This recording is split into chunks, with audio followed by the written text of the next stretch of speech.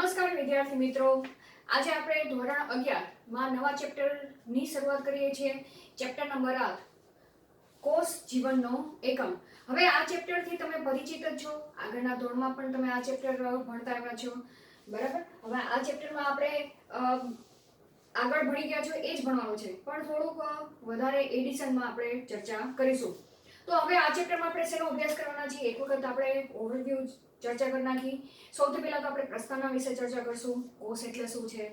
ત્યારબાદ કોષનો અભ્યાસ કયા વૈજ્ઞાનિકે કરેલો હતો તે વૈજ્ઞાનિકોના નામો વિશે આપણે ચર્ચા કરશું. કોષવાદ વિશે ચર્ચા કરશું. ત્યારબાદ સુકોષ કેન્દ્રી કોષ અને આદિકોષ કેન્દ્રી કોષ વચ્ચેના આપણે તફાવત વિશે ચર્ચા કરીશું. તેમજ તેના પછી એકકોષી સજીવો કયા કયા છે અને તેની આંતરિક રચના શું છે તેના વિશે આપણે ચર્ચા કરશું. ત્યારબાદ આપણે સુકોષ કેન્દ્રી કોષની આંતરિક રચના વિશે ચર્ચા કરીશું અને વનસ્પતિ કોષ અને પ્રાણી કોષ બંનેના આંતરિક રચનામાં શું તફાવત છે તે તફાવત તરીકે પણ આપણે ચર્ચા કરીશું. ત્યાં આપણું આ ચેપ્ટર પૂર્ણ થશે. જો વિદ્યાર્થી મિત્રો, આપણે બાયોલોજી વિષયમાં આ ચેપ્ટર એક ખાસ મહત્વતા દર્શાવે છે અને આ ચેપ્ટર ભલે તમે આગળના ધોરણમાં ભણી તો ગયા છો, પણ હજી પણ 12મા ધોરણમાં પણ તમારે ઘણા બધા ચેપ્ટર આપણે ચર્ચા કરશું જેમાં આ ચેપ્ટરનો કન્સેપ્ટ તમારે ઉપયોગમાં આવશે. એટલે ફરીથી 11મા ધોરણમાં તમને આ ચેપ્ટર મૂકવામાં આવેલું છે. હવે આપણે ચર્ચા કરી કોષ વિશે, બરાબર. તેની પ્રસ્તાવના વિશે આજે આપણે ચર્ચા કરશું. તો તમે સૃષ્ટિ વિશે સમગ્ર નજર તમે ફેરવો તો તે શેની બનેલી છે, તો આપણા મગજમાં બે જ શબ્દો આવશે કે એક તો જીવંત સજીવોથી સૃષ્ટિ રચાયેલી છે, તેમજ નિર્જીવ પદાર્થોથી આ સૃષ્ટિની રચના થયેલી જોવા મળે છે. કે ઘણી જગ્યાએ પથ્થરો, ખડકો જોવા મળે છે, તો એ બધા ભાગો પણ જીવંત સજીવો માટે પણ મહત્વના છે, બરાબર. પવન છે, હવા છે, પાણી છે, આ બધા નિર્જીવ ઘટકો છે. તેમજ સજીવ ઘટકોથી સમગ્ર સૃષ્ટિ રચાયેલી જોવા મળે છે. તો જે સજીવ ઘટકો છે એ સજીવ ઘટકો એ કોષ જેવા એકમના બનેલા જોવા મળે છે અને તેને આધારે આપણે નિર્જીવ ઘટકોને પણ તફાવત તરીકે અલગ તારવી શકીએ છીએ. તો આમ જોવા જઈએ તો જીવંત સજીવો જે કોઈ પણ છે તેનો રચનાત્મક અને ક્રિયાત્મક એકમ એ કયો છે, કોષ ગણવામાં આવે છે, બરાબર. આ તો તમને ખ્યાલ જ છે. હવે કહેવા જઈએ કે કઈ રીતે ક્રિયાત્મક રીતે અને રચનાત્મક રીતે કઈ રીતે ભાગ ભજવે છે, તો દરેક સજીવ, આપણે કોઈ પર્ટિક્યુલર સજીવની વાત નથી કરતા, પણ સમગ્ર સૃષ્ટિમાં વસતા દરેક સજીવો. સજીવની શું વ્યાખ્યા છે તે આપણે પહેલા ચેપ્ટરમાં તો ચર્ચા કરી જ ગયા છીએ કે સજીવના કયા લક્ષણો હોવા જોઈએ, બરાબર. હવે એ સજીવ કાં તો એક કોષી પણ હોઈ શકે અથવા તો બહુકોષી પણ હોઈ શકે. એક કોષી સજીવ એટલે કે જે માત્ર એક જ કોષનો બનેલો હોય છે. બહુકોષી સજીવ એટલે કે જે અસંખ્ય કોષોનો બનેલો જોવા મળે, જેને આપણે બહુકોષી સજીવ તરીકે ઓળખી છીએ. તો હવે જે એક કોષી સજીવ હોય કે બહુકોષી સજીવ હોય, તેના બંધારણ એ શેના વડે થયેલું જોવા મળે છે, કોષોનું બનેલું જોવા મળે છે.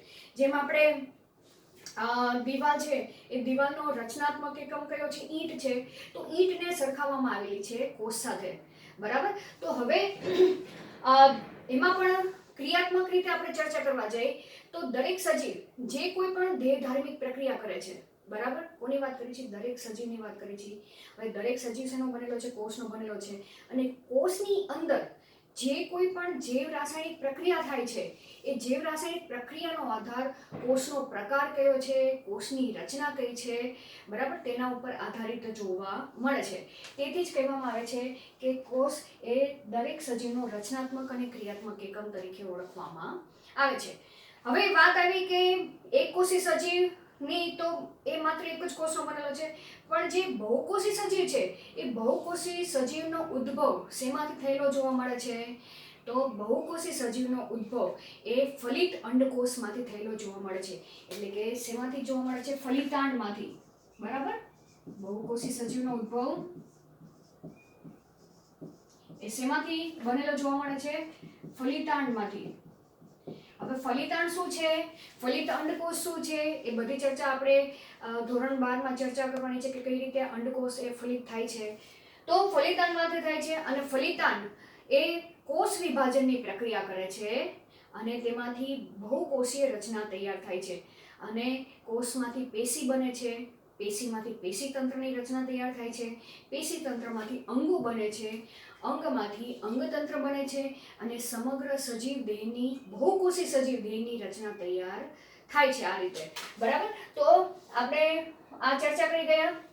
હવે આપણે વાત કરી કે આમ જોવા જઈએ તો જે કોષમાંથી નવા કોષો સર્જન થવાની ક્ષમતા, અહીંયા વાત શેની કરવામાં આવે છે કે જે કોષોમાંથી નવા કોષો સર્જન થવાની ક્ષમતા હોય અથવા તો નવા કોષો સર્જીને સજીવ દેહ નિર્માણ કરવાની જે ક્ષમતા છે તેને કોષની ટોટીપોટેન્સી એટલે કે પૂર્ણ ક્ષમતા તરીકે ઓળખવામાં આવે છે. તો કોષની ટોટીપોટેન્સી એવી તમને વ્યાખ્યા પૂછવામાં આવે તો તમે કઈ રીતે એને વ્યાખ્યાયિત કરશો કે જે કોષોમાંથી સજીવ દેહના નિર્માણની પ્રક્રિયા થતી હોય કે સજીવના અંગોની નિર્માણની પ્રક્રિયામાં જે કોષો કોષ વિભાજન કરવાની ક્ષમતા ધરાવતા હોય તે કોષને તેની ટોટીપોટેન્સી તરીકે ઓળખવામાં આવે છે.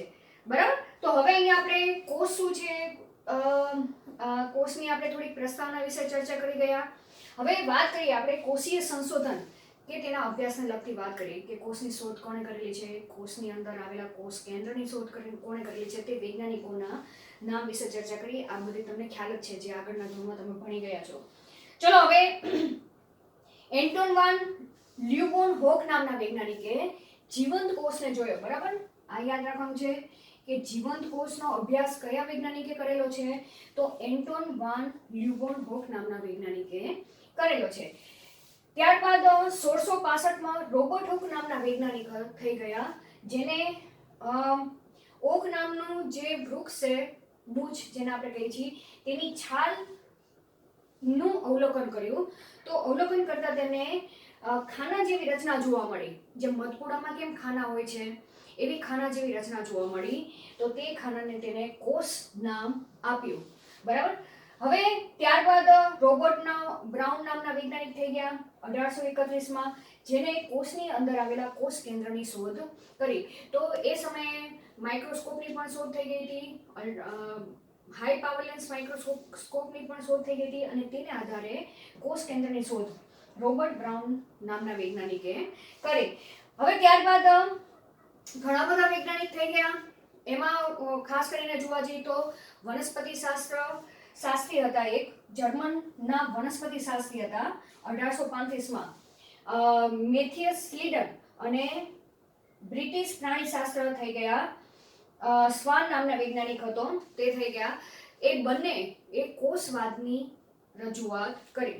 બરાબર? તો તમને પ્રશ્ન આ રીતે પણ પૂછી શકે કોષવાદ એટલે શું અથવા તો સેલ થિયરી એટલે શું. તો આપણે કઈ રીતે કહેશું કે એક જર્મન વનસ્પતિ શાસ્ત્ર થઈ ગયા મેથિયસ સ્લીડન નામના વૈજ્ઞાનિક અને બીજો પ્રાણીશાસ્ત્ર થઈ ગયા જેને સ્વોન નામના વૈજ્ઞાનિક થઈ ગયા. તેને પ્રાણી કોષનો અભ્યાસ કર્યો અને આને વનસ્પતિ કોષનો અભ્યાસ કર્યો. તો મેથિયસ સ્લીડને જે વનસ્પતિ કોષના અભ્યાસ બાદ વનસ્પતિ પેશીનો અભ્યાસ કર્યો. બરાબર? અને તેના ઉપરથી તારણ કાઢવામાં આવ્યું કે વનસ્પતિ કોષની બહાર કોષ દિવાલ જેવી રચના જોવા મળે છે. બરાબર? બ્રિટિશ પ્રાણીશાસ્ત્ર હતું સ્વોન નામના વૈજ્ઞાનિક, તેને પ્રાણી કોષનો અભ્યાસ કર્યો અને તેને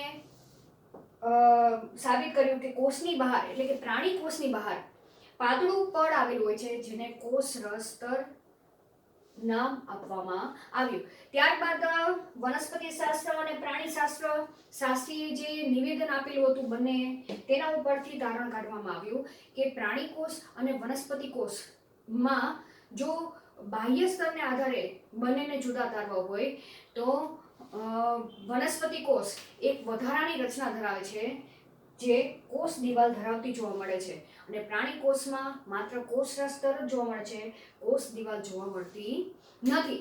તો આને આધારે કોષવાદ બંને વૈજ્ઞાનિકે કોષવાદ રજૂ કર્યો તે આપણે ચર્ચા કરી. હવે મેથિયસ સ્લીડન અને થિયોડોર સ્વોન નામના વૈજ્ઞાનિકે કોષવાદ રજૂ કર્યો. કોષવાદમાં તેને જણાવ્યું કે બધા જ જીવંત સજીવો કોષ અને કોષની નિપજોના બનેલા જોવા મળે છે. આ પેલા પોઈન્ટ વિશે તેને સમજૂતી આપી. ત્યારબાદ કહ્યું કે કોષો બધા જ સજીવોના રચનાત્મક અને ક્રિયાત્મક એકમ છે. પરંતુ આ કોષવાદ ઉપરથી એ સમજૂતી ન મળી કે જે નવા કોષો અસ્તિત્વ પામે છે બહુકોષી સજીવોમાં, તે નવા કોષો કઈ રીતે નિર્માણ પામે છે તે સમજાવી શક્યા ન હતા. ત્યારબાદ 1855માં રૂફોલ્ડ વિર્સો નામના વૈજ્ઞાનિક થઈ ગયા, જેને પોતાની અવલોકનોના આધારે સમજૂતી આપી કે જે નવા કોષો સર્જન થાય છે એ નવા કોષો પૂર્વ અસ્તિત્વ ધરાવતા કોષોમાંથી સર્જન થતા જોવા મળે છે.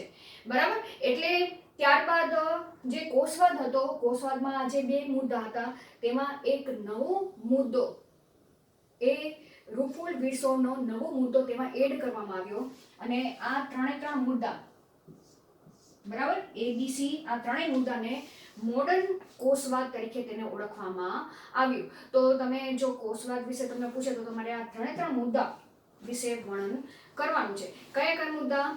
સૌથી પહેલા તો બધા જ જીવંત સજીવો કોષો અને કોષોની નિપજના બનેલા છે. કોષો એ દરેક સજીવનો રચનાત્મક અને ક્રિયાત્મક એકમ છે. અને ત્રીજો મુદ્દો છે બધા જ કોષોનું સર્જન એ પૂર્વ અસ્તિત્વ ધરાવતા કોષોના માંથી થતું જોવા મળે છે. કઈ રીતે થાય છે? કોષ વિભાજન દ્વારા. એ કોષ વિભાજન કઈ રીતે થાય છે એ આપણે ચેપ્ટર નંબર 10 માં ચર્ચા કરવાની છે. તો અહીં આપણે આ પ્રસ્તાવના વિશે ચર્ચા કરી ગયા. હવે આગળના લેક્ચરમાં આપણે સુકોષ કેન્દ્રી કોષ, આદિકોષ કેન્દ્રી કોષ શું છે તેના વિશે આપણે ચર્ચા કરીશું.